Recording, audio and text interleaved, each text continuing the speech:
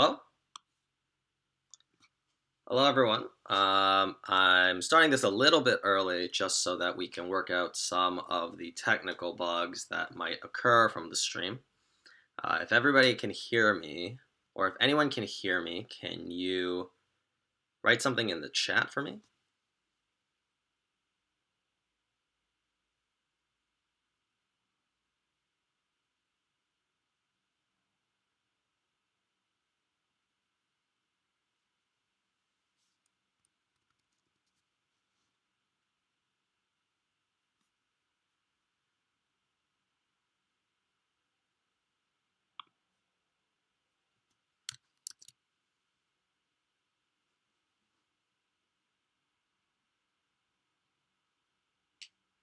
Awesome. Okay, so I think the stream is a little bit behind.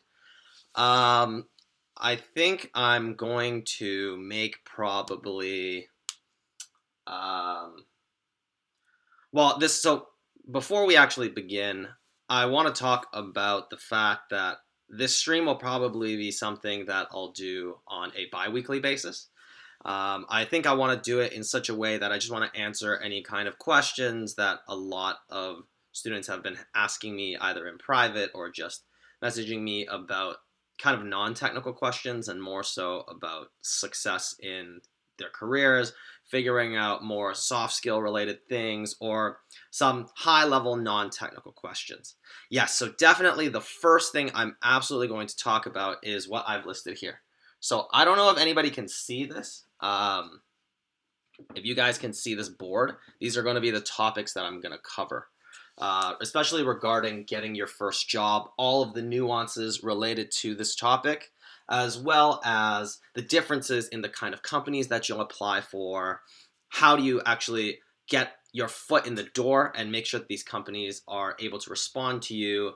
And then when you get the job, what does it mean to succeed? What is that scenario going to look like? So the first thing that I want to talk about is definitely going to be getting your first job. Now, for a lot of students and for myself as well, when I first came into this industry, I had no technical experience. I didn't even have a computer science background. I actually have a degree in philosophy and political science. In order for you to get that foot in the door, you have to understand that you're coming in from the perspective of somebody who is really just trying to prove that they're willing to learn. Now, there is going to be, actually, just a quick side note. If my stream cuts out at any point, I'll jump right back on right away. I think there is a little bit of a Wi-Fi issue that I'm having, but I'll jump right back in. So, regarding this with the first job, when you first join and start applying to companies, you are going to have to expect a lot of declines. In fact, many people are just not going to want to give you the interview because what they're looking for is dependent on the company. So, for example, there are three main types of companies out there. There are startups, there are enterprise companies, and then there are Fang companies. So, when I say startups, I'm talking about very small tech companies that generally you'll find them working out of working spaces or they're working out of maybe somebody's house. The idea is that these companies are very lean. They have an idea about a business that they want to build and they're just getting started. Maybe they're funded by family and friends, maybe it's funded themselves. Whatever it is a small tech company that is just looking to enter into a market and try and figure out whether or not they can even compete in this market. These type of companies are looking for people that are willing to hustle really hard. You don't have to be that technically talented here because generally speaking, these startup companies are not able to hire intermediate or seniors because they just don't have the money to hire them, nor do they offer enough growth opportunity in the sense that for an intermediate who's maybe trying to get to a senior, the kind of problems that they'll solve are very based on what the market demands them to do in this company. These are the kind of companies that are very easy, or at least easier. I don't want to say very easy, but it's much easier for you to get into a startup than it is for you to get into the next enterprise or Fang companies, because they're looking for anyone that can demonstrate that they have maybe even a different perspective than just being technically talented. But they are also looking for you to show that you have this tenacity, this willingness to learn. You don't necessarily need the computer science degree in order to show those things at all. If you're able just to convince the person who is often going to be probably the boss, like the CEO who started this little startup, that you have the ambition to get in and contribute and just like figure it out, then chances are they'll take you on, because for those companies, they understand what they're getting. Now, how that workplace culture might end up is a completely different thing. We'll talk about that later on, but startups is a great place to start when you have no CS degree, you don't have that much live technical experience, but you have a lot of ambition, you have a lot of tenacity, and you're just trying to convince them that you have those things. Some startups will look for you to have more technical skills. These technical skills with the startups is because the startups vary a lot. Some startups are very accomplished startups in the sense that they might be like at 30 people, 50 people, 100 people, and are still considered startup. Those startups might also have been founded by people that have already succeeded earlier on, and they have a larger network and a lot more reputation. So they're able to bring in more technically talented people, and they have more demand for that. But honestly, when it comes to that first job, you're really just trying to get your foot in the door. So you might just want to apply for all the startups. Any startup, you should take a crack at it. Because really with this application thing, it's really just a big numbers game. By technical, I mean actual coding, like product coding. Data structures algorithms are really only for Fang and enterprise companies. They're really more so tech-first companies. Now, where do you find these startups? A lot of the times they'll be online in your local region in different startup-related blogs. You may have to figure out where those are, but generally speaking, they're always looking to hire, so they're pushing through any of these channels that they can get into. With these type of startups, they also tend to go to like tech-related career fairs. So that's where you'll go and you'll maybe see a little booth for a company that's maybe like 10 people strong and they're looking to hire another junior developer. Now, with those startups, however, the only thing to keep in mind is that they have a very, I want to say varied interview process, because they themselves might be working on a slew of different legacy code or specific types of, maybe they're looking for to build a new React app, maybe they're looking to build a new Angular app. It's very varied, so you actually don't really know what you're going to be asked during the interview, but I'm going to cover some common cases that you'll probably see later on during this HR process section of the stream. So after startups, there's enterprise. Enterprise is anything from banks to like large agencies, kind of like a Deloitte or like KPMG, right, where they have like a digital section. Or you could be working in like telecommunications. It's essentially these big, massive international companies that have a digital sector. These companies tend to have a bit more of a requirement from where you're coming from. That's not to say that you cannot get a job with them if you don't have a CS degree or if you have no technical experience. Technical experience being experience coding on like a live website or a website in production. But for these companies, they are pretty well known. They have a bit of a footprint amongst the general population, so they get quite a decent amount of applications. For them, it's a little bit easier as long as you know somebody in the company. If somebody's in the company, or you're able to reach out to the hiring manager on LinkedIn, figure out some emails, and just email them and say you want to work at the company, there is a chance that they will respond back because generally speaking, amongst most developers in the tech industry, they don't want to work for an enterprise company, especially when you work in a much more modern tech company. Enterprise companies tend to have a much slower process. They tend to be much older in the code base that they're using. And usually speaking, though, they have a very specific interview process.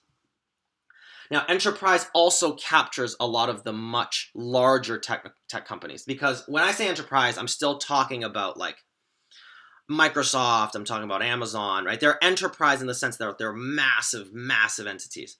But they kind of bleed into this next category, which is Fang.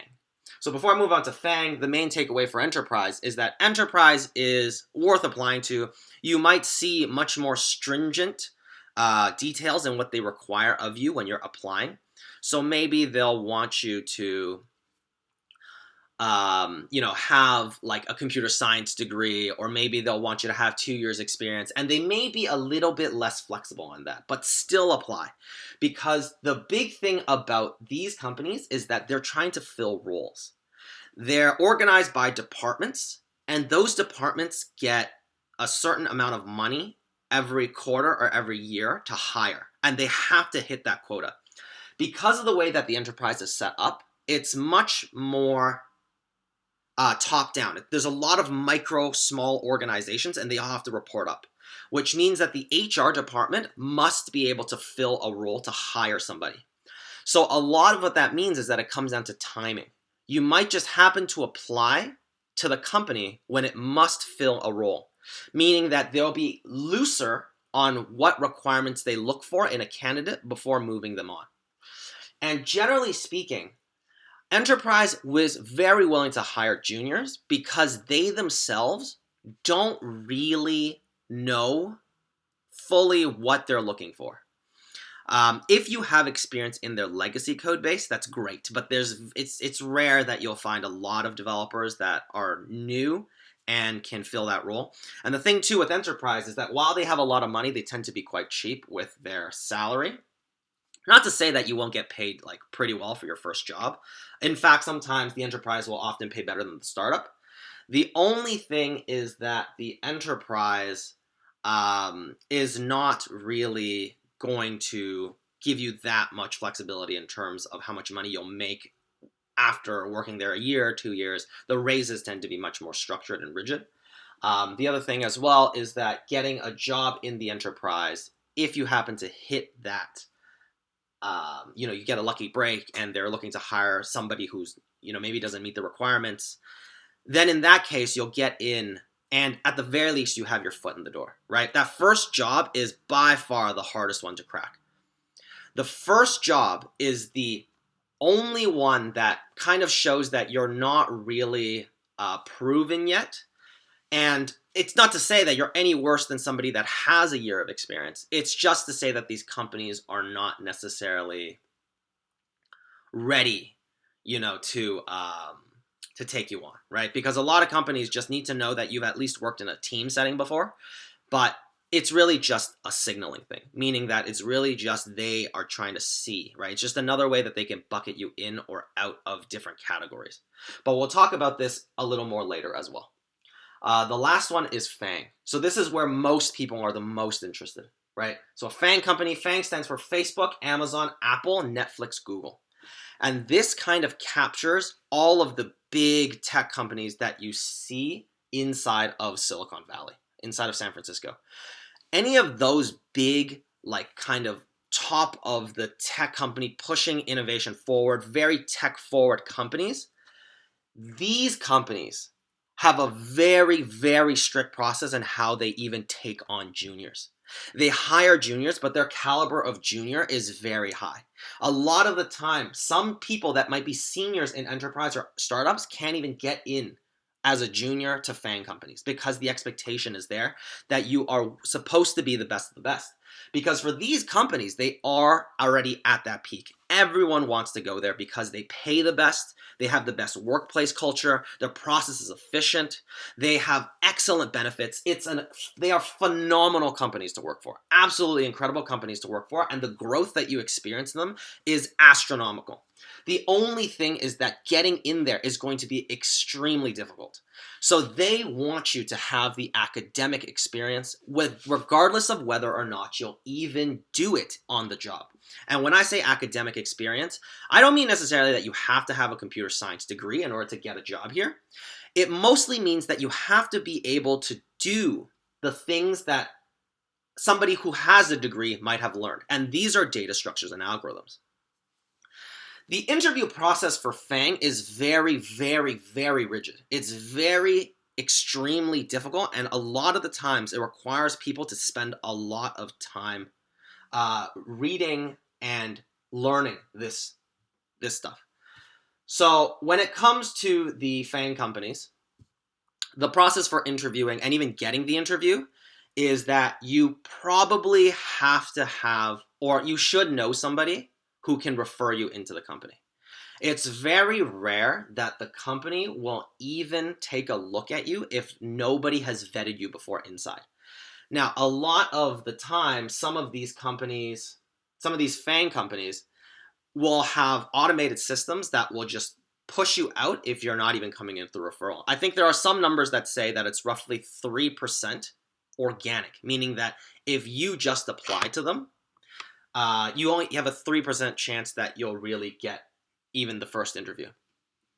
So a lot of the times with these companies, they're really looking for people that have a couple years of experience already, and then that way, at the very least, they're just looking for that kind of situation. Now, that's not to say that you cannot get this as your first job. I have heard of a lot of cases of some of the students in ZTM or some of my colleagues who were just coming out of a boot camp or something and got into one of these Fang companies. But oftentimes what they've done is they've established something that stands out in their resume. So maybe they have a very popular tech blog, or maybe they contribute a lot to open source. The main idea is that they've done a lot that proves to these companies that they're not average. The big thing with Fang is that they want to see that you're not average. If you are doing stuff that a lot of people are expecting you to do, like, have a website, worked on some projects, it's just not enough for these companies. They just want to see that you've done some stuff. Yeah, Fang, I should probably clarify early in the stream. Fang stands for Facebook, Apple, Netflix, Google, and the second A is Amazon. So with this in mind, Fang we're also going to talk about it though. We'll talk about how to get into Fang as well, because even though it might not be your first job, it's definitely worth considering and figuring out how to get into. Now that you have an idea kind of what these companies are, before we talk about this, right, how do I know I'm ready? Let's break this down. So coming into the industry is extremely nerve-wracking. Extremely nerve-wracking. It's scary because you are not really sure whether or not you even have enough knowledge to even approach the interview. I totally know that feeling because I was there myself. But what everybody will tell you is that the best way to do it is honestly just to apply to a lot of jobs, because at the very least, if you don't really know, if you approach an interview and you apply, and maybe you apply to 300 of them, and you get like 3 callbacks for the first interview, after the first 2, you'll at least have an idea of what you don't know. And then for the third one, you're a little bit more prepared. Now, let's say you only get 1 interview, right? Either way, you have more exposure to what they are expecting when you have zero knowledge. Keeping that in mind, the other thing to think about when applying and knowing when you're ready is that, technically speaking, for a long time, you're never really going to feel ready. A lot of it is just calming that voice inside, because the companies that are looking for juniors and are willing to give you a shot are going to know where you're coming from, or they should at least. they should know that they're going to look at you and see that you don't really have the technical experience. You might not have the degree, but at the very least, they know that you have the ambition. Maybe they know that you have the willingness to learn. And the way that you can prove that in the initial interview, if they ask, is you try and come up with kind of like stories of what you've learned. And a lot of it will just be about selling yourself and telling a story of some of the, some of the friction and the problems you faced while learning a new technology. So for example, any kind of insights that you've learned from any of my courses or Andre's courses, you can explain to them as something that you might have learned through the tutorial, but it's something that you've learned that you didn't know before. At the very least, this shows that you have an understanding, and it gives you a chance to kind of demonstrate that you know something in the industry. Because for them, they have no idea how much you know. They have no idea how much of the React or how much JavaScript you know. So if you're even just able to demonstrate that you've learned something about event handlers, you've learned something about the re-rendering process, you understand what Redux does when it comes to state, the benefits, if you can squeeze that in the conversation, that at least demonstrates some knowledge, which may help you in that process. Now, keeping that in mind, honestly, when it comes to how do you know if you're ready, you never really will. It's just a matter of applying, getting some feedback, and reapplying. And this application process is a big, big numbers game. It's just about applying to as many companies as you can and figuring out whether or not you're able to speak to the person that is making the decision. So in a startup, the person that makes the decision is probably going to be everybody, right? Because the company is small. It's like 8 people. Chances are all of them are going to be looking for new, interested candidates because everybody has the obligation to try and bring somebody into the team. If you can speak to the CEO or the CTO, it's much better, but it's also very easy to meet them because the company's small, and a lot of times at the startup, the C-level owners are going to be the people that are going to these events and trying to bring people into the company. Now, when it comes to enterprise, honestly, with enterprise, you shouldn't really worry about whether or not you feel ready with enterprise. You just have to figure out kind of what it is that their stack is. So when you talk to enterprise, there's always a recruiter. It's very rare that you'll just speak right to the hiring manager. With enterprise companies, you'll speak to a recruiter, and the recruiter will give you an idea of what their tech stack looks like. They give the same kind of pitch to everyone, every candidate. And with them, you pretty much are just trying to understand what stack they use and understand what steps they have inside of their interview process. And then as for Fang, with Fang, as I mentioned, with Fang, honestly, how do I know I'm ready? You need to have done a lot of prep.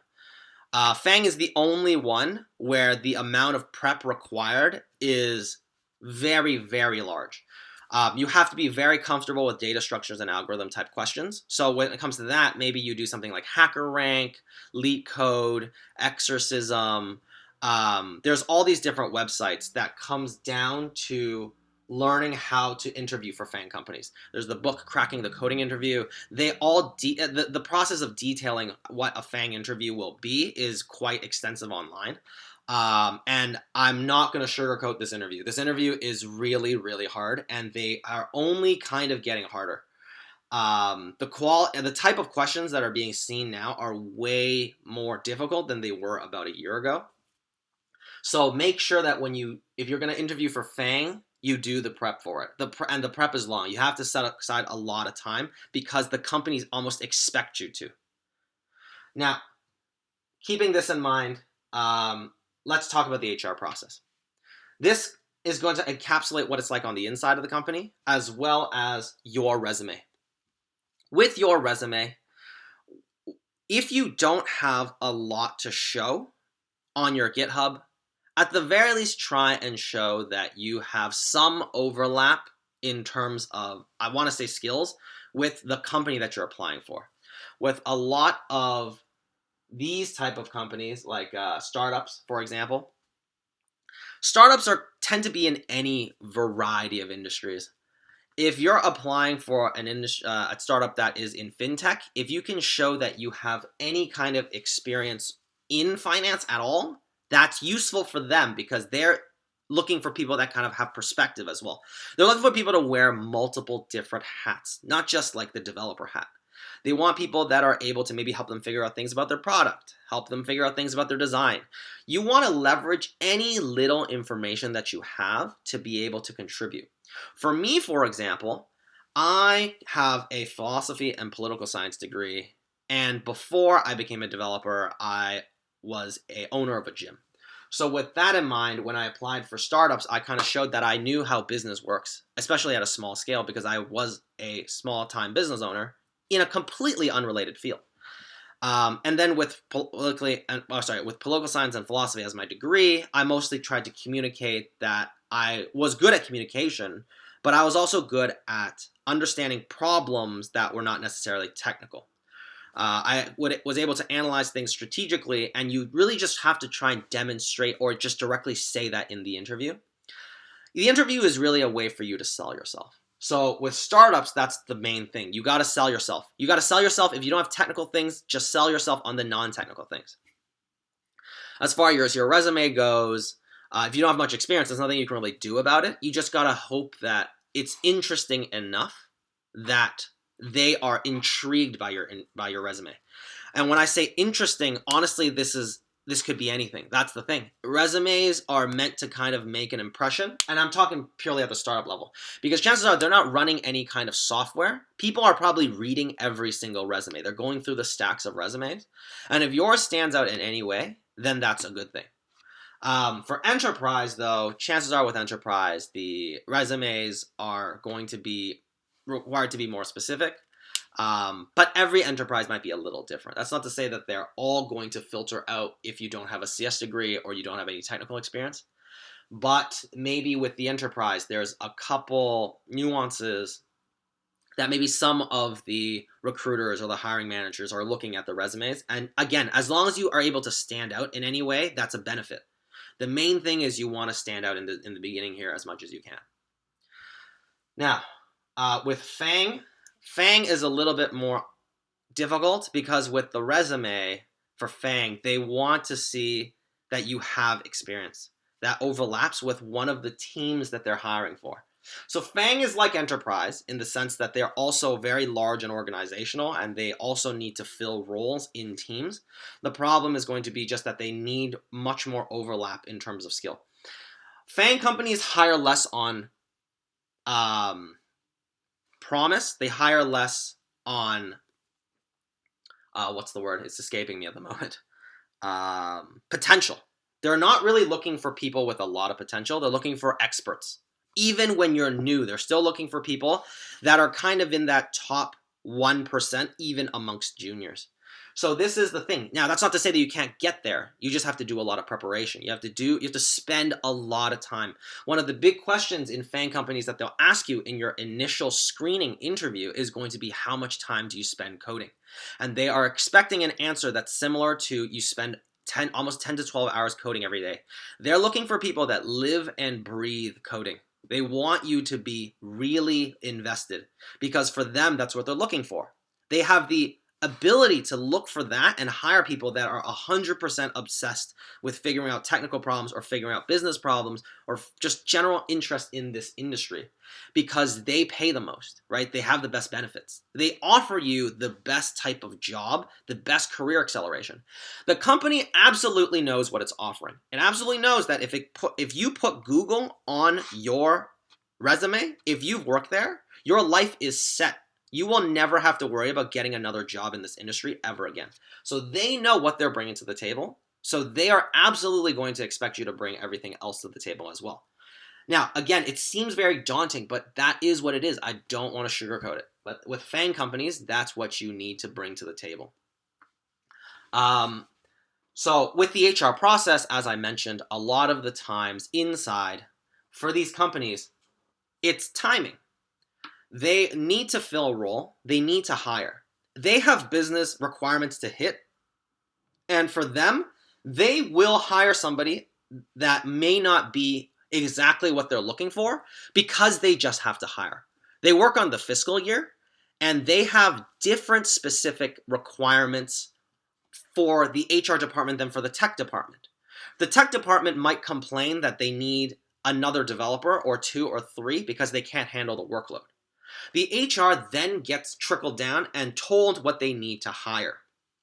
Maybe the tech lead or the engineering manager of that team will speak to the HR person to figure out kind of what it is that they're looking for, but the HR person has to fill the role. So they might ask, how flexible are you on having 1 or 2 years experience? How flexible are you with them having PHP experience? How flexible are you on terms of what language or what frameworks they know? Chances are, if they haven't been able to fill the role for 2 months, then they're just going to loosen and be much more lax about what they're looking for.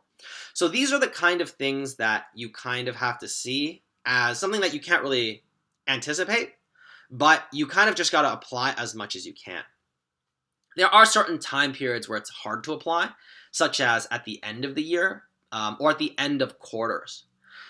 The reason why we say at the end of different fiscal quarters it's hard to apply is because they might not be looking for, they might not just have the budget. They might have already hired and they're waiting until the next quarter or the next fiscal year in order to get the new hiring budget so that they can increase headcount. These are the kind of things in enterprise, and that's why it's a numbers game. Don't see it as always just that I've applied so many companies and none of them are getting back to me. It might just be that the timing is outside of your control. But you got to remember, with this HR process, it's a big numbers game. There's many different tools that you can leverage, right? You can try and apply to as many of the online websites that recruiters might see as possible. You might try to apply through Glassdoor, which is actually a great website that shows you which companies are hiring. Maybe even careers.com, Indeed. Maybe you have a local job board somewhere online on a local website that you can use depending on your region. A lot of it is just going to depend on how you find a way for you to put yourself in front of somebody that is hiring. And a lot of that is just going to be about hitting the ground, right? You might have to go to meetups, a lot of meetups, and just try and see who's hiring, talk to them, give them your resume, or at least try and strike a conversation, show that you're interested, show that you're a little bit different, show that you're ambitious. And hopefully that's enough to convert them into at least being able to get that conversation going. Because with this HR process, they're kind of like the buyer in a weird way, and you're the seller. You're trying to sell them you, which is your product. And with sales, it's always a numbers game, right? Not everybody wants what you're selling, but out there somebody does, and it's just about getting yourself in front of that person. And with the HR process, as I mentioned, a lot of it is timing. Even with Fang, it's timing, right? With the Fang companies, the HR process is very rigorous. As I mentioned, it's very difficult to get even the first interview if you don't have a recommendation. But let's talk a little bit about the HR process with Fang. With these big Fang companies, they are looking for candidates that are going to be generalists. So what they're looking for is they're looking for people that can prove that they are going to be good at anything. They don't necessarily, you might be applying for a software engineer front-end role, so it might be a front-end specific role, but they're still going to test you like you have general knowledge. Don't expect the interview to have much front-end related things at all. In fact, they're just going to try and filter you out regardless with still a data structures and algorithms interview. And the reason for that is because they want to be able to swap you between any team inside that they are able to, which means that you got to be able to prove that you are flexible and smart and knowledgeable of the technical challenges. Now, is this to say that you're going to use data structures and algorithms in your job? Probably not. But the thing is that it's like any kind of standardized test. It's really what being good at data structures and algorithms shows, which is that you put in the time, you're able to communicate your solutions, and you're able to problem solve dynamically. So if you've never seen a data structures or algorithm interview question before, They're almost like technical riddles that involve the usage of these special types of data structures, kind of like whether it be arrays, graphs, binary trees, um, heaps, right? It's pretty varied in terms of it's an entire category of technical programming. It overlaps a lot with competitive programming. So if that sounds like something that you don't really know, then that's something, if you really want to apply for Fang companies, that's something you absolutely must learn. So we've talked about the HR process. Now, before I move on to I got the job, what's next, where we talk about, what do we do in the job, I want to talk about another category of job, which is remote. A lot of students actually asked me about remote companies. And actually, a couple students also asked me about starting freelancing early on. So I'm going to talk about those two things. When it comes to remote jobs are going to be hard to get because, again, what a remote job offers is something that a lot of people want. There's a lot of demand there. The freedom to work from home or work from anywhere around the world while being paid perhaps in a US salary or even another country that pays a higher salary than your living expenses or whatever salary that gets paid in your local region. That's something that a lot of companies know that they are offering with remote. So they are going to be much more stringent and much more demanding in terms of what they are looking for. They may demand that you absolutely have experience in certain frameworks. They may also look that you have very, very solid communication as well as teamwork experience. So a lot of what they're looking for is that they need to see that you're able to unblock yourself, whatever means possible, whether it be communicating to somebody that has context, whether it be being able to be active on Slack or some kind of messaging system, whether or not that you're able to very clearly and succinctly explain the problem that you're having or articulate a solution very clearly. These are all things that they're going to be looking for. Now, even amongst remote companies, there are these three different types. Now, when it comes to Fang, there are Fang remote opportunities. There are also companies that are very large and technical and, worth over $1 billion, which kind of groups them into this category a little bit in the sense that they're tech-first, big enterprise companies. Automatic is one. Automatic is the one that makes WordPress. They're pretty much all remote, right? GitHub is another one, largely remote. InVision is another one, which is a company that creates a frameworking software. A wireframing software for designers. That one is also quite remote. With remote work, the big thing that you may have to accept is that you probably need a lot of solid experience first before you're able to properly get a remote job. Trying to get a remote job right off the gate is quite difficult. Now, that's not to say that a lot of these startup companies are not looking for remote companies, especially if you're outside of the United States. Chances are you might actually be able to get a remote contract or a remote position for a small startups because the area you live in might be cheaper than for them to get a worker in their area. Because for startups, a lot of it is just that they have a limited budget and they're trying to work with it. Now, getting those jobs is mostly going to be the same thing. You have to prove that you can communicate. You have to prove that you know what you're going to do and that you're going to be able to develop pretty independently. If you're a junior working for a startup, that's remote, that honestly may not be the best thing for you. If you're somebody who has the confidence to know that like any problem that gets put in front of you, you will probably figure it out and not, lose your sanity while doing so, then that is probably something that might be good for you. But understand that with remote companies, it tends to be a lot more difficult because with that freedom of being able to live anywhere, work anywhere, it comes with a trade-off where you will be expected to contribute independently. You will be expected to figure things out on your own because that's largely what they're paying you for.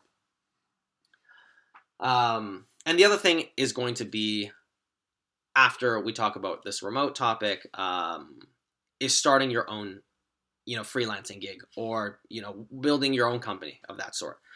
So when it comes to building your own company, The problem with starting out that way is that you will probably experience a lot of,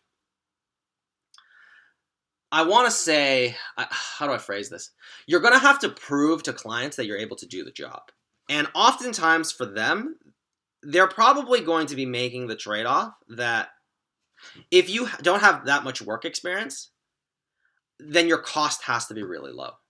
If your cost is really low, it's going to be a matter of you convincing them that you can do the job and then them taking the risk with you.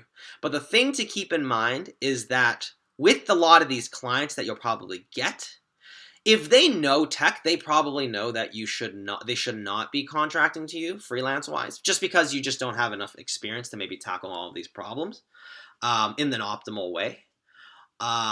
If you go for a client that is non-technical and still trying to hire for a freelancer, chances are they don't really know the process and they're going to be demanding. They're going to pay up and they're going to require you to hit deadlines. They're going to require you to build things that, maybe weren't initially in the scope. They might be unhappy, not good at communicating what they're looking for. You're going to go through a lot of those initial headache problems when it comes to working freelance with not much experience. Because a lot of the times, by not having that much experience, the type of clients that you'll attract are going to be the type of clients that don't really know much about the tech process. They don't know much about building applications. And that's going to be a very big headache. But for some people, they're totally okay with that. That's a stress that they can handle. If that's the stress that you feel like you can handle and you're willing to give it a try, then absolutely. There's probably some business things that you're going to have to figure out, such as how to market yourself, how to get yourself those clients in the first place, how to pay your taxes in your region or country, right? There's going to be some of those business things that you'll have to figure out.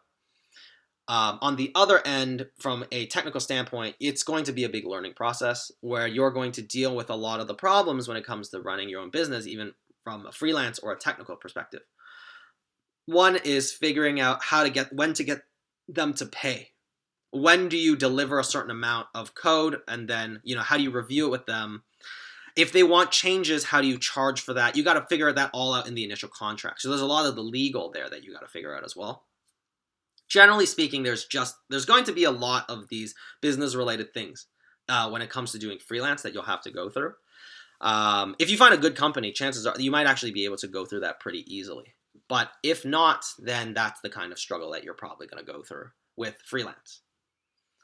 So after those, let's jump back to what we were talking about before. Now, we've discussed all these different types of companies, all these different strategies for getting into them, kind of what it means to go through the interview process with them. And let's say you finally get the offer. So you're at the point right now where you got a job offer.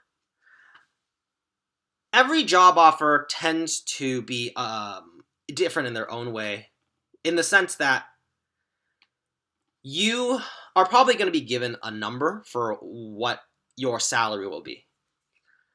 With this, it's up to you whether or not you want to negotiate. I would suggest you always negotiate, but I understand if you're new to the industry and you just want to get in, you'll take whatever they're willing to give you. And that's perfectly fine. I did the same thing when I started. I actually took a free internship first that then became part-time and then finally became full-time, just because I just wanted to get into the industry. But knowing what I know now about the HR hiring process is that the moment a company is willing to offer you a job, that also means that they want you now. They've validated that you're good enough for what they're looking for. So that also means that they've spent resources and they've spent time into bringing you on board, because the process of hiring you, bringing you in, all that stuff, right? They're paying money to do so because the person that's in HR is spending time to do so, time that could have been spent somewhere else. When it comes to that, that means that it's a sunk cost already for them. They've already invested a certain amount of money and they're at the end now. If they can bring you in because, let's say you ask for, let's just use an arbitrary number. Let's say they offer you $40,000 and you want $43,000 or $45,000. Then that means that if they lose you because they weren't willing to pay that upfront, all of the money that they've invested so far is gone. And for a company that is pretty large, like Enterprise or Fang, that money is pretty small. It's pretty minuscule for them. For startups, it might be a little different, but even then, the wiggle room might still be there. So those are things to consider when it comes to actually negotiating for the job. Now, again, largely it's up to you whether or not you actually want to negotiate. In another case, as I mentioned, that I went through, I tried when I was going through my interview process, I had done all my technical rounds, and I had not necessarily heard back from the company anymore. They didn't tell me I didn't get the job, and they didn't tell me whether I got the job. What I instead said was that, hey, let me just do an internship. Like, I just want the experience. I just want the experience. So if I'm willing to work for free, if you're willing to just take me on and give me something so that I can learn it. And in that case, for them, it's much less of a cost to bring you on, and they get work for free. Now, whether or not the quality of the work is there is a different thing, but a lot of times they're going to understand that as well. So keeping that in mind, that it might actually be a great avenue, is that if you get that conversation going and you feel like perhaps technically you weren't that strong, you can still get into the company by offering to do a free internship. So that's one avenue. Because at the very least, even if you do the free internship, you come out with experience.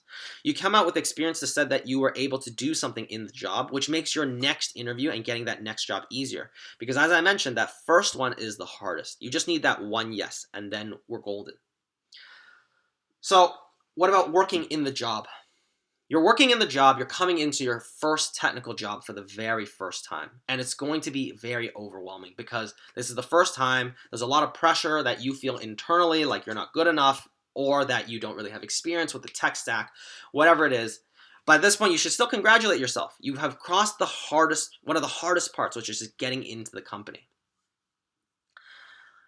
This part is going to be complicated because there's a lot of variance in what they're looking for. If they brought you on as a junior, they should realistically expect you to deliver what a junior can deliver. And this is going to be, actually, I'm going to talk and do a little tangent about what it means to be a junior. So this part is actually going to be, I'm going to draw a graph here for you. So imagine we had a graph. And at the bottom here is experience. And over here on the side is output. Now, what do I mean by output? Output is the ability to deliver features, the ability to finish story tickets, right? Story tickets if you work in an environment that runs Scrum. The main idea of output is how much code are you producing. Now, the bottom here is experience. This is years of experience that you have. When it comes to experience, right, and output, the relationship actually looks kind of like this. So when you're a junior developer, you are going to probably produce a lot of code, but it might not be good code. But you're going to produce a lot of code because you don't really know what the best practices are. You don't really know what the trade-offs to make are. You don't really even know what good, perfect code looks like in every situation.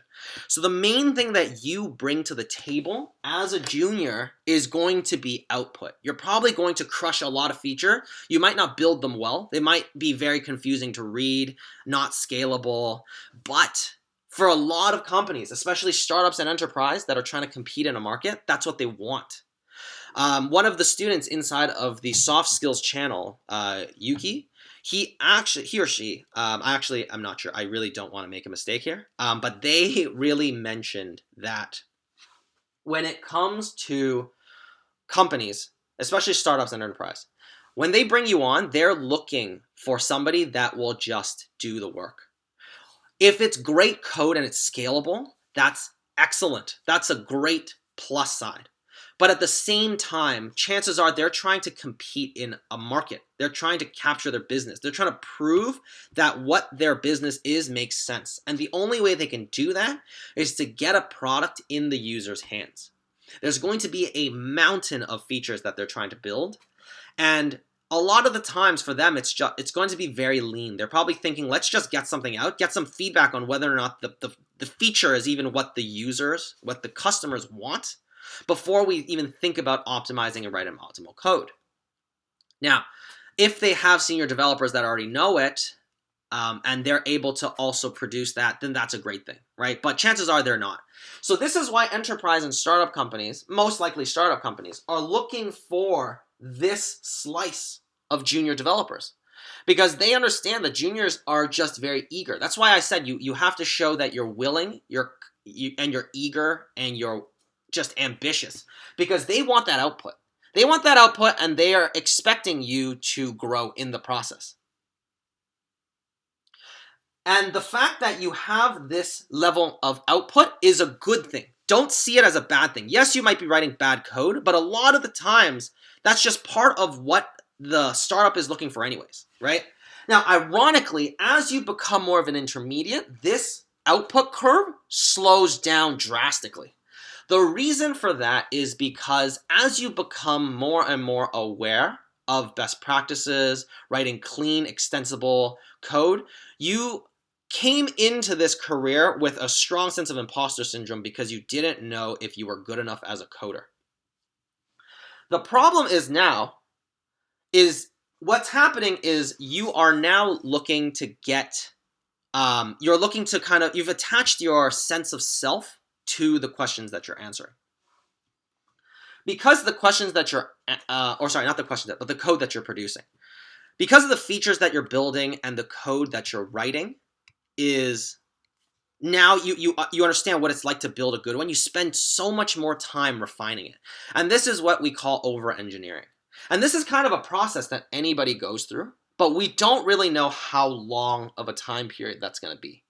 Some people stay intermediate for 10, 12 years. Some people break past it and go become seniors in like 3, 4, 5 years. The main thing for a lot of companies is that you kind of want to go through this period as fast as possible, because at the end of the day, the output is the most important thing.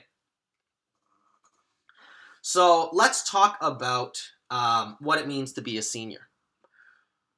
As a senior, you are now fully independent and probably can lead a project. Different sizes require different levels of seniority, but the main thing is that you have the kind of confidence that you can figure out a problem, or you know where to ask to find the solutions when you don't know how to solve a problem. At the same time, you know how to make trade-offs, and you fully understand what the business requires of you, which means that you're willing to write worse code if it means you're going to hit this output, which is why this output curve goes way up. Because now, as a senior, you're confident enough to know for yourself that it's not about the quality of the code being perfect, which makes you a senior. It's the fact that you know what you're doing. So keeping this in mind, this is one of the big things about juniors, intermediates, and seniors. Juniors, for these companies, as I mentioned, when you get the job, keeping this in mind, a company should not expect a junior to know everything. They should actually expect you to need a lot of guidance. Juniors generally should not be left alone with a lot of code because it's a much bigger headache for them later on. Now, for startup companies, this might not be something that that happens. Maybe the culture is in such a way that it demands a lot from you. They want a lot of code production out of you. And if that's the case, then, at the end of the day, you kind of just have to deal with it, even though the expectation, honestly, is unrealistic from the company. But because what you're giving up, which is probably some of your mental sanity, though, is that you are growing very fast. You're constantly being thrown into the fire, and if you make it out of it, even if you produced code that was not optimal, and maybe you got hashed out by your boss about it, at the end of the day, you had the chance to build something live, right, on somebody else's dime. And oftentimes when companies take on juniors, that's what they're getting. That's really what they should expect that they're getting if they put them in that circumstance. What a good startup company culture, or what a good company culture is when it comes to hiring juniors, is that they know that what the junior brings to the table is output, the ambition, and the willingness to learn. If they are able to guide that and give you a culture where you want to stay, then they've suddenly now molded this new developer that really understands their system and their product and grew with the company. And now, because you maybe are attached to the company and the people that were willing to give you that first chance, then that's the big thing. That's the great thing for them. That's really what the best case scenario for them is, that you're willing to stay and help them push through the business, the market that they're trying to capture. Maybe you'll leave, but at the end of the day, they were able to get somebody that produced, code and help them push the business along. But if a boss expects a junior to be doing work that is independent, maybe, honestly, let's take more concrete examples. If they take on a junior and expect them to be able to build a React app that is extensible, that is fully optimized, that has TypeScript integration, that has tests written, honestly, that's extremely, extremely unrealistic. It's just something that doesn't make sense. As a junior, there's so much experience that you're lacking that if you're doing it for the first time, you're bound to make mistakes, even if you watch tutorials online, because so much of what tutorials show is not going to be what you do on the job. And not to mention that we're not even talking about the fact that the scope changes and that in the company requires you to build on top of things, right? They might ask you for one thing and give you requirements and then suddenly change them next week, which means that suddenly you have to take this code you've already written and adjust it. Maybe you're working on old legacy code that is really hard to extend for the first place. Maybe the legacy code doesn't have best practices in place. There's a lot of these kind of problems that is just completely unrealistic for a junior to be able to solve. And a lot of the time, that slog that you're going through in the beginning is going to just be part of what it means to get that first year's experience. So keeping that in mind, ways that you can succeed in this environment, though, is that you got to ask a lot of questions. You got to not be afraid of asking a lot of questions, because the company should be invested in your learning, especially if you're junior. A company that is not invested in your career growth doesn't understand what it meant to hire a junior. You need to go against your instinct of feeling like you don't want to show that you don't know what you're doing. Because chances are, if the company is good and they understand that they brought on a junior, they're expecting you to ask questions. They're actually probably waiting for you to do so, and they ought to take the time to teach you certain things about how they build their website. Because, as I mentioned, they're outputting a lot, and probably the code quality is not that good. That means that they've made a lot of shortcuts, or maybe they've done stuff that is not optimal, that for a junior, there's no way that they can probably even figure out that certain corners were cut. You need somebody who has knowledge of the code base, like a more senior developer, to come in and help guide you. You need them to come in and help you understand what it is that you're looking at, what trade-offs they made. Because there's so many parts to an application that might change based on the needs of what it was that they were trying to do. There's a lot of hacks that might have been written. A lot of the code might even be spaghetti. If that's the case, you want to figure out if that's something that somebody in the company knows. If people don't know, then that's a thing that you need to put on the table and say that I actually don't even know how this works, and nobody in the company seems to have an idea about how this part of the app works. Should we work on something else? A lot of what you can bring as a junior that you may not have in terms of the experience technically is that you're able to, at the very least, communicate what you're able to do and what you're not able to do, and you're asking them to make the decision in terms of what they want you to focus on. If there's a part of the application that is critical and has a lot of complexity to it, then you need to be able to come to somebody early on and say, this is very complicated. I don't really know how to do this. Can somebody help me at least understand this system? Or what do I do when it comes to figuring this out if nobody in the company is able to do this? Can I just work on something else, right? How critical is this when nobody really knows? Should we bring in maybe more people to work on this problem? And honestly, if your culture is in such a way that, the boss just doesn't, demands that you not do this, doesn't like you asking questions or whatever, then you got to question the competency of the leadership. You got to question the competency of the company. You got to question whether or not you actually want to spend another year here. Because while it's very important for you to get experience, honestly, the impression and the experience you have in the years that you are in this industry really shape you and your perspective.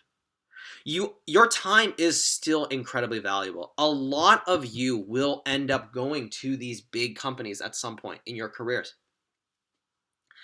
You right now may feel like you don't have much to offer, but I promise you that you will be good enough for a lot of these companies. A lot of it is just time and experience. So if that's the case, then you want to get the best time and experience. If that's what you want to get, then maybe you really got to think about whether or not the environment that you're working at is worth it for you. That's one of the hardest decisions to make when you're new, because there's so much anxiety and so much internal conflict about, blaming yourself and thinking that you're not good enough. But I'm telling you that honestly, you're a junior, right? Their expectations of you should be in line with what it is that you are. That's the big thing, right? And the growth that you'll get can be astronomical if you get in the right company. If they guide you the right way, if the right senior developer or developers or the team are willing to promote and figure out how to help you grow, you will jump from junior to intermediate to senior very, very quickly. You just need the right guidance. And a lot of that just happens to be whether or not you happen to be in the right company. And that can be in all of these companies. A lot of the times with these smaller startups, they have a great workplace culture, but they don't know how to communicate that because a lot of developers are aiming for enterprise and aiming for Fang. You can get a great initial first year or two out of a startup. Maybe the startup has a really senior tech lead who understands, one, what it means to be a tech lead and help promote the growth of juniors and help promote the growth of intermediates. But at the same time, they also were compelled by the company's mission and the vision, and that's why they're working on this product. So that's the big thing. I think it's very important for you to figure out also in your first year how much it is that you have to learn and how much of it is that the company is right for you. So that's kind of the long-winded, complicated answer about I got the first job, what's next, right? Afterwards, you kind of go through that same process again when it comes to going into different companies. But that's the thing, right? You just want to go to a lot of meetups. You want to put yourself in front of, a lot of hiring managers, however you can. Check LinkedIn, check Twitter, right? Put out messages, follow people. A lot of the times, a lot of people in the industry, in your local community, are probably going to try and push out a message that so-and-so is hiring or this person is hiring. And, DM people, reach out on LinkedIn, reach out on Twitter, just ask questions. The worst case is nobody responds, right? And honestly, you miss all the shots that you don't take. If you send out a message and they don't respond, right? Don't take it personally. Just move on and just keep going. Just understand it's a numbers game. So with that, let's talk. We also actually talked about workplace culture and imposter syndrome as well. So with that, we've talked actually about probably this is going to be roughly your first year or two in the software industry. So with these things in mind, I endeavor everybody to apply, right? Apply to as many jobs as you can. Honestly, this imposter syndrome thing kind of doesn't really go away with that much time, right? You probably are going to feel that for a long time. This might actually go into the question, which is, how do I know when I'm a junior, or how do I know when I'm an intermediate? How do I know when I'm a senior? That question is a little hard to answer because you kind of just figure it out, like and a lot of the times it depends on what company you work for. If you work for a startup or an enterprise that doesn't really have scale, you might be able to solve all of the problems, right, that they have. And in your mind, you're like, hey, I'm able to take on features, build them in a productive amount of time. I was able to build them much better than I was last year, or I was able to build them better than any of my peers. I feel like I'm this most senior developer in this company. If that's the case, you could go to another company and realize that the scope of the problems you've never even seen before. And to that company, you might be an intermediate or you might be a junior. The big things about intermediates is that intermediates have independence in the sense that they're able to take a feature, like let's say they need to build the header, or they need to build the dropdown, or they need to build a pricing page, or they need to build a modal. Whatever it is, if they're able to handle it on their own, with some guidance, right, when it comes to things that aren't really, outside of their scope. But generally speaking, they have a good idea of how to figure it out, and they code it in a way that's pretty extensible, pretty scalable. Then you are a intermediate at that point. You're an intermediate when you're pretty much independent, when people know that you're able to not only be independent, but possibly even make some improvements, right? You are able to evaluate trade-offs properly. You're an intermediate. When you're a senior is when you're able to lead the project. When you are certain about how to lead the project, you have some experience about how to code the problem. And generally speaking, if you're looking at everybody else and everybody else looks to you for what to do, and you're able to actually help them and build the product, solve the technical problems, make the trade-offs, and then those decisions prove to work out, you're a senior. The seniority thing really kind of comes, interestingly, from your peers as well. You kind of need that external validation that you are senior. You need people to treat you as a senior, because it is hard. It's very arbitrary. It's kind of abstract in a lot of ways. But that's the big thing about seniority, right? Is that you're independent, you know what trade-offs to make, you know what decisions to make for an application, and you make them correctly. Or at least like 80, 90% correctly. Or even if you make it the wrong decision, you knew the risk. The big thing about being senior is that you know the risks that you're taking by following down this decision. Chances are you're also able to very quickly figure out what kind of architecture is needed in order to move forward. You're able to build it in and solve the problems that the rest of your team probably either doesn't know how to solve or doesn't know how to solve efficiently.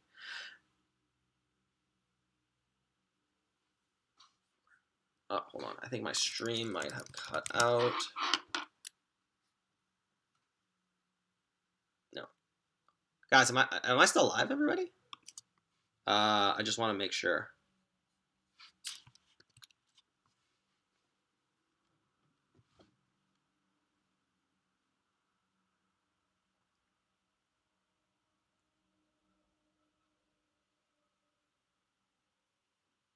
Hello? Am I still, I think there's a bit of a delay, so if anybody can tell me.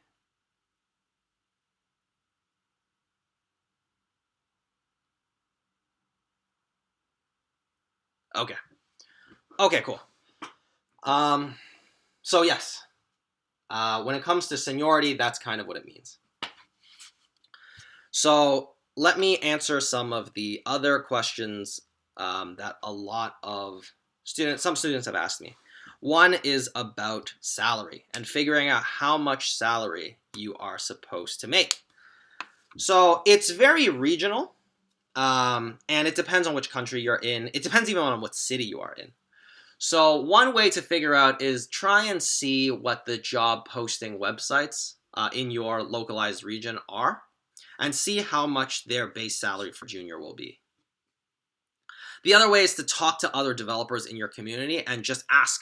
Honestly, you just got to ask, what's the expected salary range inside of my region, right? Unfortunately, much of my knowledge is all on Toronto and San Francisco. So that's kind of like difficult for me to answer specifically. But the way that I would go about figuring it out is I would, go to a meetup and just tell people, hey, I'm new to this area, or I'm new to this industry. I'm just trying to get a better idea of kind of like, how much money can people make as a junior? How much money can people make as an intermediate? How much money can people make as a senior? So that's kind of like the thing.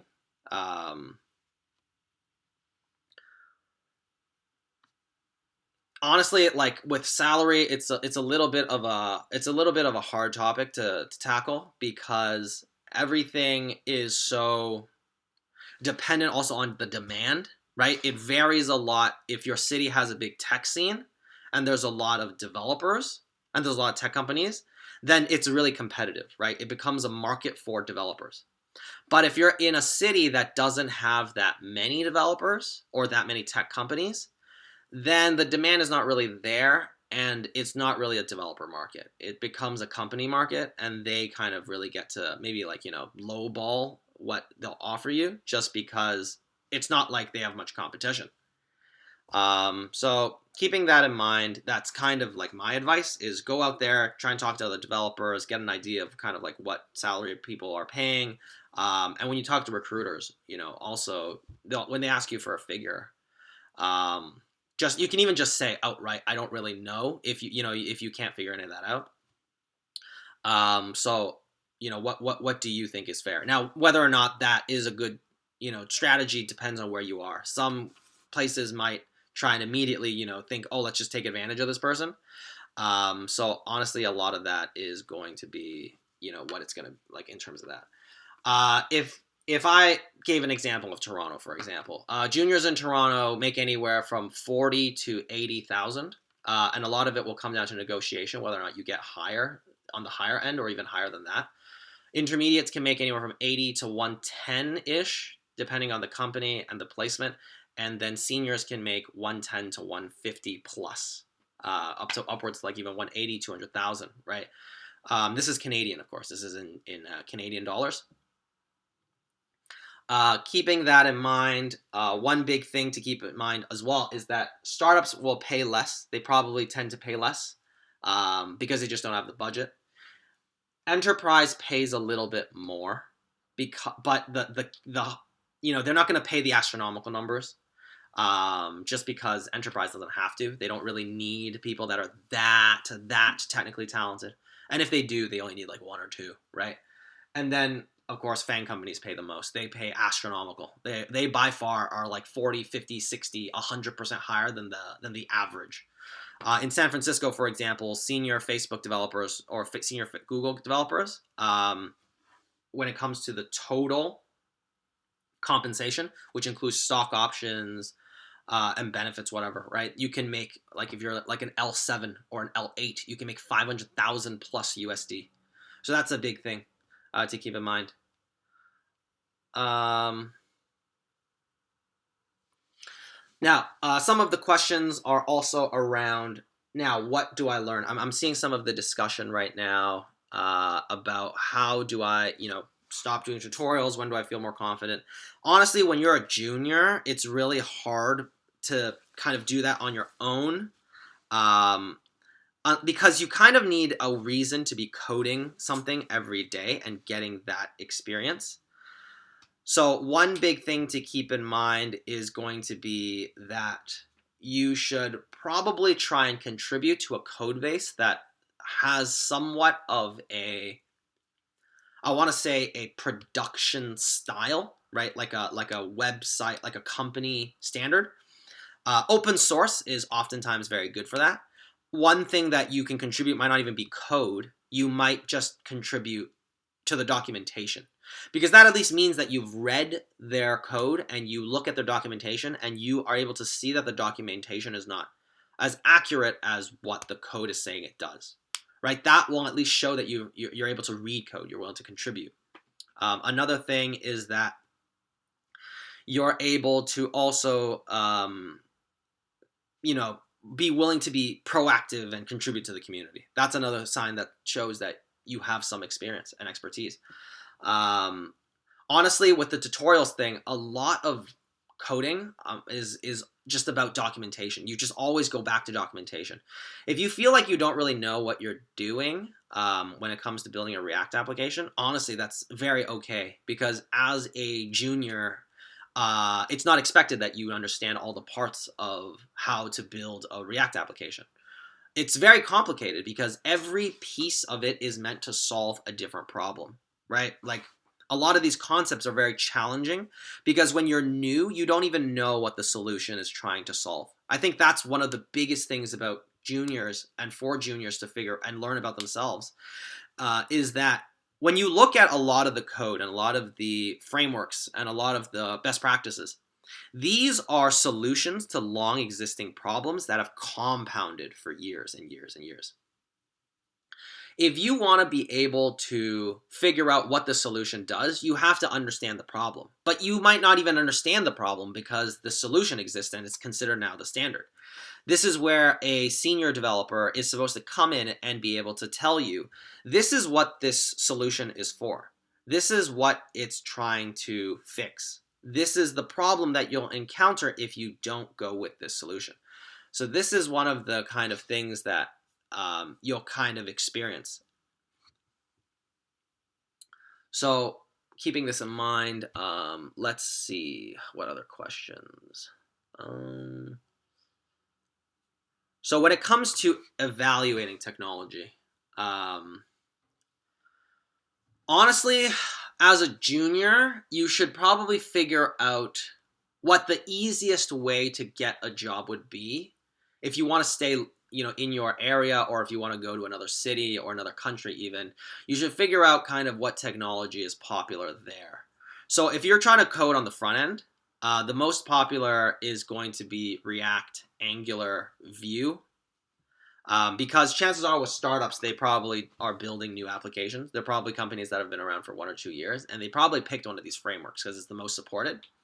So if that's the case, you should probably try and learn at least enough of that language or framework to be able to go in and say, hey, I've got some experience, right? It doesn't have to be a lot of experience. It can just be, I kind of know what it does. When it comes to back-end stuff, it's a little bit more complicated because it'll depend on the stack. You can do Python. You can also do Node. Node is actually very beneficial for full stack because chances are, every website that has full stack means it has a front end. And if it has a front end, it means that it's JavaScript. And even if you do Node and your experience with Node isn't what they have as their backend system, you still show that you have experience with JavaScript, which means that you can do the front end portion of it. So it's better to kind of hit that box. When it comes to the complexity of learning new technologies, like a lot of the new stuff, GraphQL, honestly, if you're just conversational in it, you don't have to be that technically skilled in it to be able to get a job.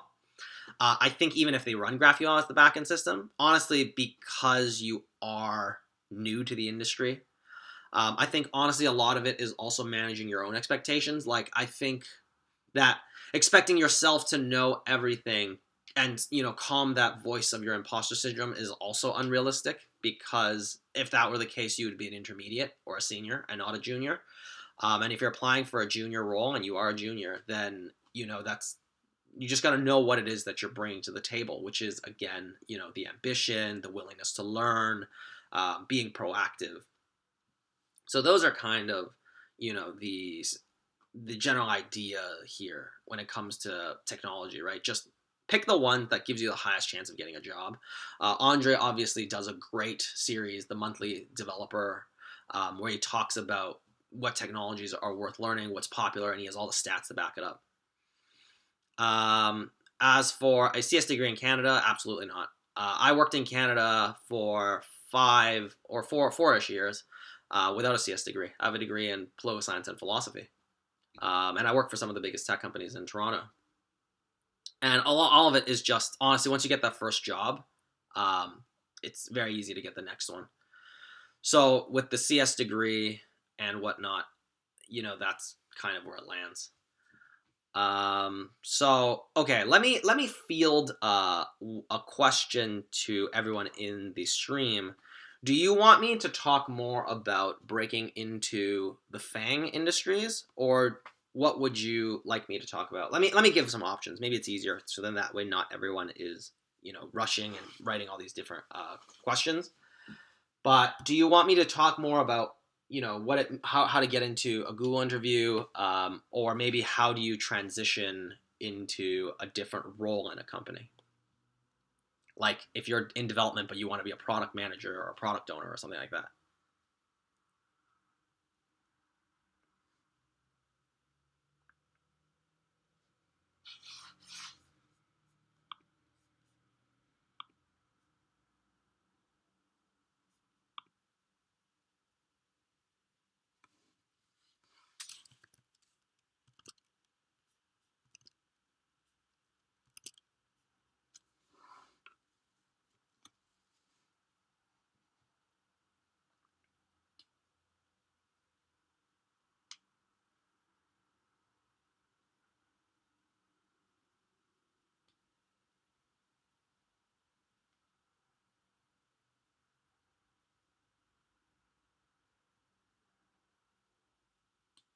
Okay. So you know what? There's seems to be not that many responses, but I'll talk about Fang and I'll talk about uh, the question about tutorial heaven. Uh, funny. Okay, so with the tutorial one is easy. Honestly, you just got to do it quickly. Or sorry, the tutorial heaven one is, I mean, you use tutorials as a tool, right? Tutorials, blogs, courses, whatever they are meant to be a tool to help you quickly understand the basics of some new language. If that's the case, then what you're trying to use them for is to learn the basics of the language. That tool is going to be useful to you perhaps throughout your whole career, because it's like a reference or something. And if you want to be able to build something on your own, a lot of it might just be using those tutorials while you build this thing and then doing it over and over again until you have an idea of, what it is that this tool is trying to do for you. If you find yourself keep relying on tutorials in a way where you feel like you're not growing, it might be that you don't really understand what it is that this tool that you're using is trying to do. So, with that in mind, it's not that concrete. When the tutorial phase ends, it's kind of different for everybody. I don't think you should just see it as I'm doing these tutorials, therefore I'm not good enough to work. I don't think you can really work on that in that sense.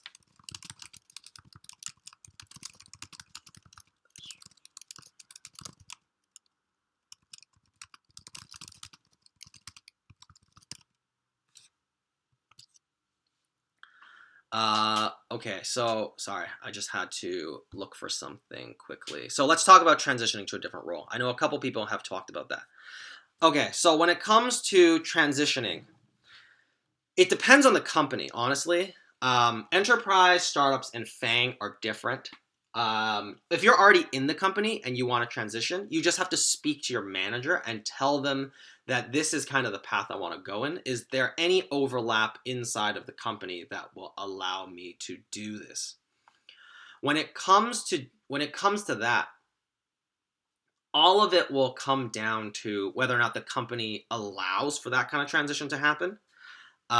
If you are trying to do it without the company, let's say you're in a company that doesn't allow that transition, then you're going to have to spend some of your free time outside of work trying to build the experience and show that you're able to, maybe jump that role. Let's say, for example, you're trying to go from a developer to a designer, then chances are you're going to have to show that you have some design work, whatever it is, even in your own side of things. If you're trying to become a product manager or a product owner, that's really difficult without experience. Because product management is something that you kind of get into once you're in a company. They very rarely hire junior product managers kind of out of nowhere unless they have some kind of overlapping attributes or skills, like they've done some management in some kind of way.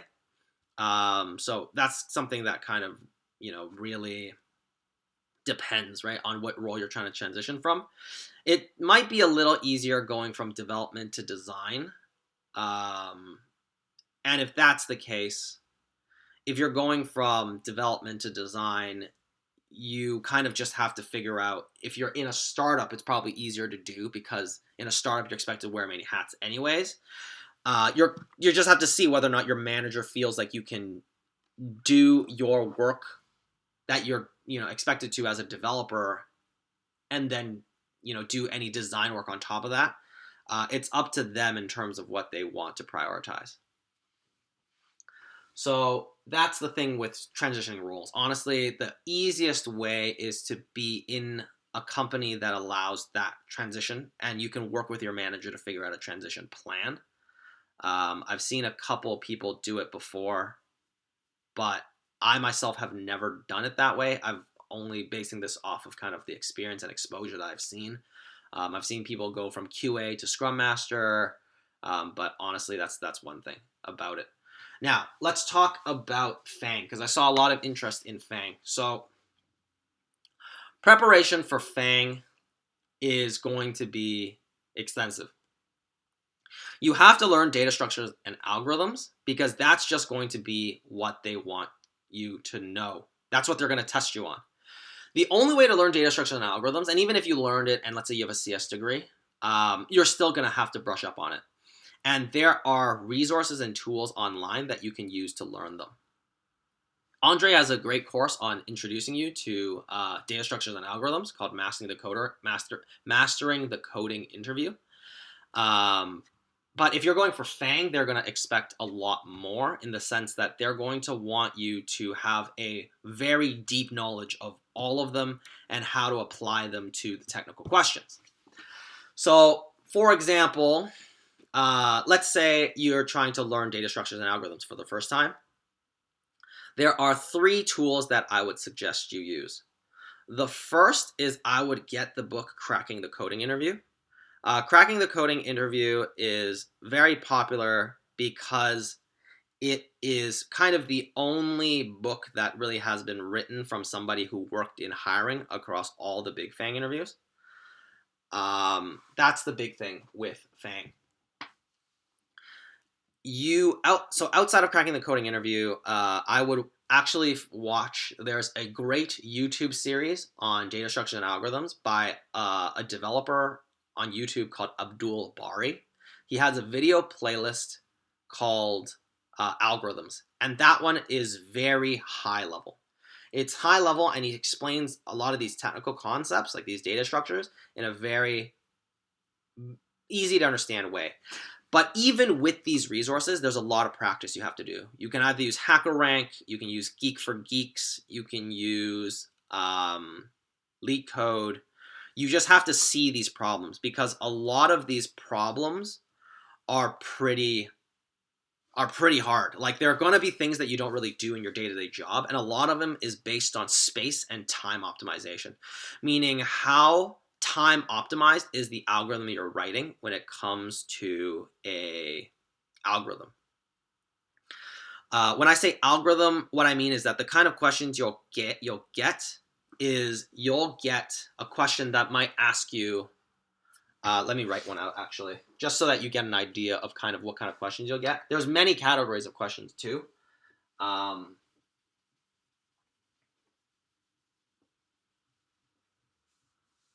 And I'll pick actually one that's kind of in the middle. It'll probably be very confusing for a lot of students, just because honestly, like you need, it's good for you to kind of see how hard these questions might be. But let's say you had a chessboard.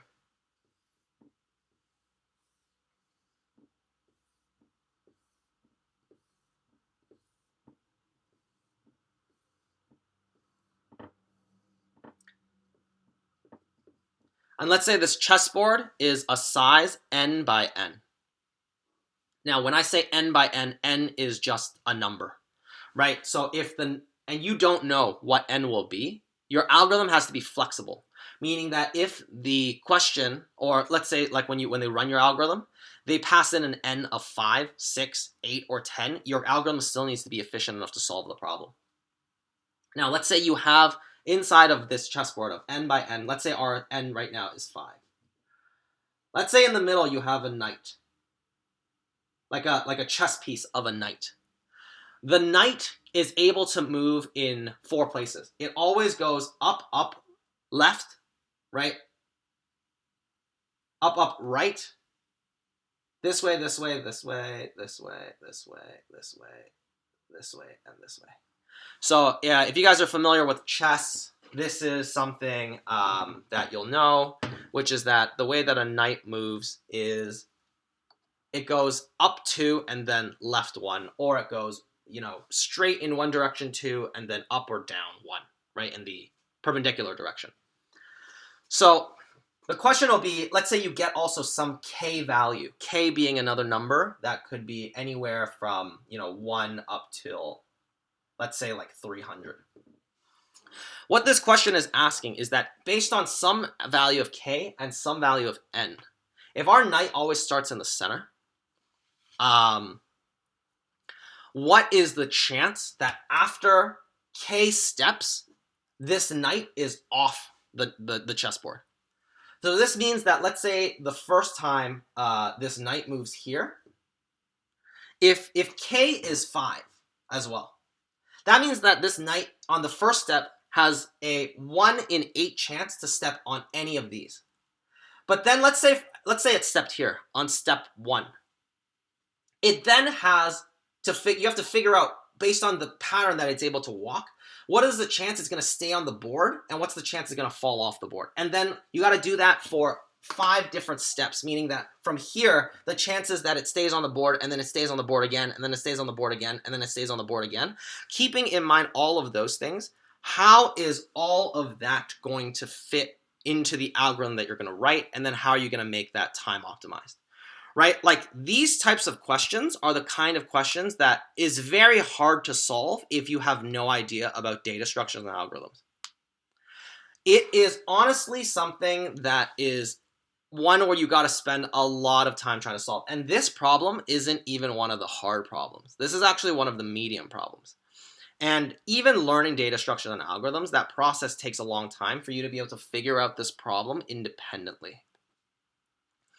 This is just like kind of an idea of what it takes in order for you to learn what it is to get into these Fang companies, right? So not only is it difficult for you to get the interview for a Fang company, because as I mentioned, if you're going organically, if you just apply, you really only have a 3% chance, unless you've already worked in one before. Alternatively, the other hard thing is that these questions, if you're just coding and you're just doing like development work, you probably don't really know how to solve this problem, because a lot of the techniques and a lot of the data structures you just don't really know how to use in a day-to-day setting. Like, where would this ever really appear in a live application? But the thing is that what they're trying to test you at a Fang company is based on a scaling input and based on different constraints. What is the most optimal way for you to come up with the correct solution? They're not just trying to see whether or not you can come up with the correct solution. They're trying to see whether or not you can optimize it, whether or not you can communicate in the interview a solution of how to solve this. Because there are thousands of these types of problems, and they're all very confusing. But the thing is that you have to try and figure out how to utilize the data structures and the algorithms live while you're problem solving and figuring out. Because there's always kind of like some kind of technical trick to these questions that you have to be able to identify. And I say it's a technical trick because it's kind of like a riddle. It's not very obvious the first time when you're looking at it. So this is just one of those things that you kind of have to practice. So honestly, for everybody trying to go for Fang, I suggest that you take the time to really figure out what is required in that interview, because it's very extensive. And one big thing is probably just keep studying and try and figure out if you know anybody in these companies that are willing to give you a recommendation. Otherwise, just keep applying. In Fang, their interviews are honestly they're very challenging because the full breadth of understanding is required. Not only do you have to know graphs, you have to know some of the more optimized ways of applying some of the algorithms from graphs, right? So maybe you gotta apply Dijkstra, right? Dijkstra's algorithm to a problem. You gotta be able to look at the problem, where the problem might be something like this. Now, this is not a graph problem. This is a dynamic programming problem. But you got to be able to see it and just be able to make that connection. Hey, I got to apply this slightly nuanced formula in order for this to be optimized. So this is one thing to keep in mind. When it comes to the actual interview, like I guess digging deeper into the interview process, chances are if you're a junior and you're going for an L3, you're not going to get system design or product design. If you are L4 or higher, meaning that you've got a couple years of experience, then you will be expected to do system design. And system design is very honestly, it's one of those things where you kind of have to have experience for it. You can study it, and there's some great resources out there that give you a high-level idea. But much of system design is going to be about them trying to figure out if you are able to make trade-offs and communicate clearly, as well as understand all of the high-level pieces of what goes into building a scalable system. System design interviews have nothing to do with front end. They almost all have to do with the back end setup. So this might be a question that they might ask is, can you design Twitter, right? If we were to build Twitter, how would we do it? So when it comes to that, though, they're looking for you to figure out and identify constraints, right? Like, how many users are we going to have? What kind of core features are part of the Twitter universe, right? We need follows, right, between users. Do we want direct tweets? Do we want at tweets? Do we want, like what do you call it? I'm drawing a blank right now.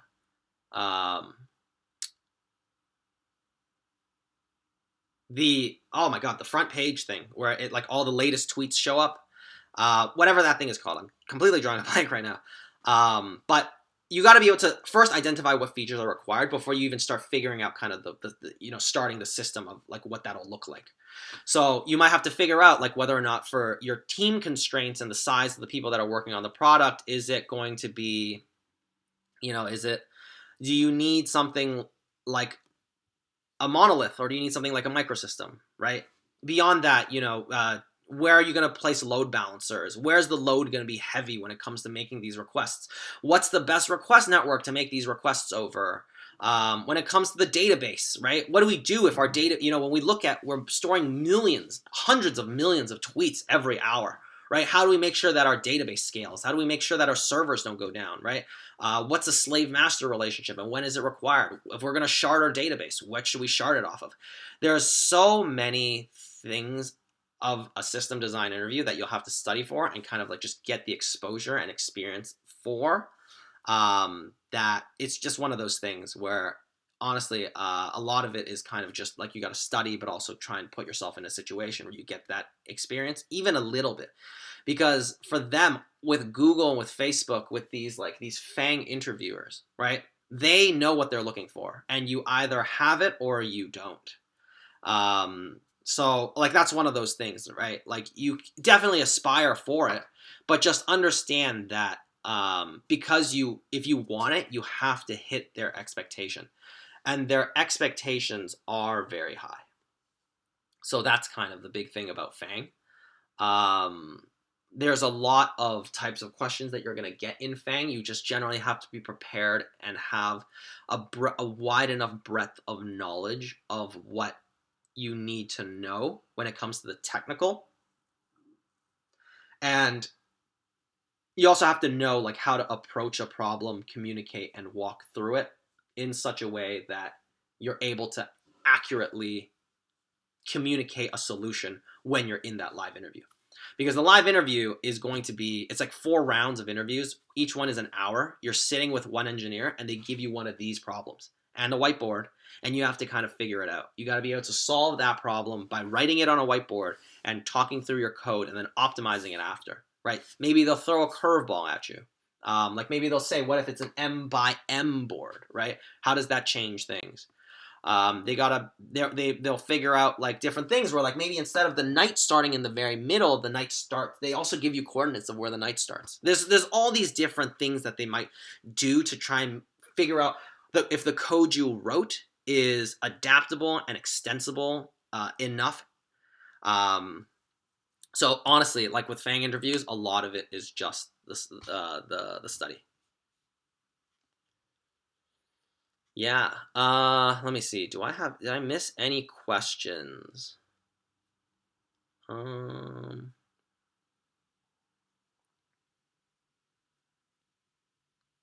Sorry, let me just I'm just looking through some of these questions to see if I missed anything major.